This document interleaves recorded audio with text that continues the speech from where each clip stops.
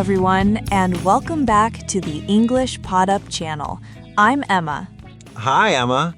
Hi to all our wonderful listeners around the world. How's everyone doing today? It's a beautiful day today, isn't it? The sun is shining, and I'm feeling so energized. How about you, Leo? I'm doing great, thank you. I've got my coffee, ready to chat. What about you, Emma? Same here. I've got my coffee as well. We are definitely coffee partners.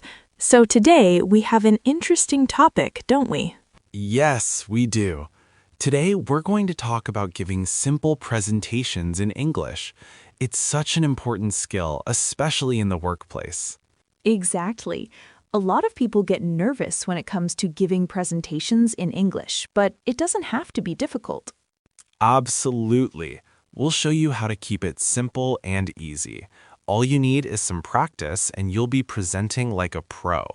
That's right. The key is to start simple, especially when you're speaking in a second language. You don't need to use complicated words or sentences. Yes, and a good way to start is by introducing yourself. For example, you can say, "Hi, my name is Leo, and today I will be talking about..." It's simple and clear.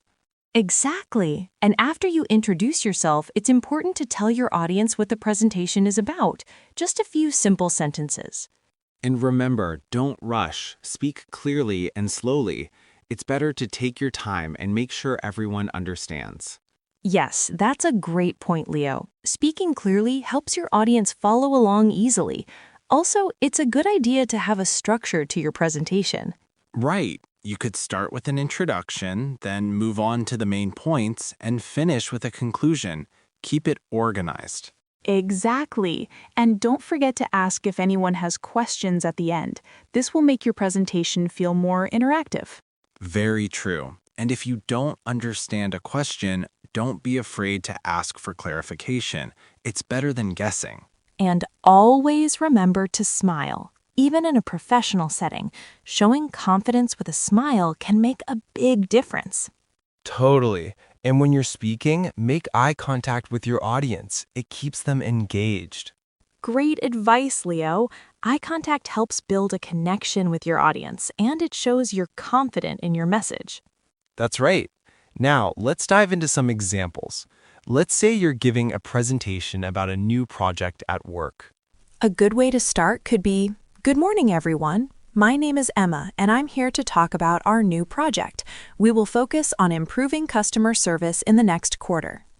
That's a great start. It's clear and straight to the point. You've introduced yourself, the topic, and the goal of the project. Exactly. Then you can go into the details of the project. For example, our first step is to analyze customer feedback and identify areas for improvement. Right. And then you can explain the steps you will take. Next, we will implement new strategies to enhance communication with customers and improve response times. Perfect. And don't forget to summarize the key points at the end. You could say something like, "In summary, we aim to improve customer service by analyzing feedback and implementing new communication strategies." And that's a simple yet effective way to end your presentation. You've covered everything clearly and concisely. Absolutely. And don't forget, if you're using slides in your presentation, keep them simple too. Avoid too much text. Yes, use bullet points, images, or charts to highlight the key points. That way, your audience can focus on what you're saying rather than reading too much on the screen. Exactly. Visuals can help explain complex ideas more clearly. Now, let's talk about something important: how to handle nervousness before a presentation. Ah, yes. It's normal to feel a little nervous before speaking in front of people. But the good news is, with practice, it gets easier. Definitely. One tip is to practice your presentation in front of a mirror or with a friend before the actual presentation. It helps you feel more confident. Another tip is to breathe deeply before you start. It relaxes your body and mind, which helps calm your nerves. Great point, Leo. And remember, everyone makes mistakes. If you make a mistake during your presentation, just keep going. It's okay. Absolutely. Don't let one mistake throw you off. Just take a deep breath and continue with your presentation. Now, before we move on, we have a small request for our listeners. If you're enjoying this podcast, please take a moment to hit the like button. And don't forget to subscribe to the English Pod Up channel.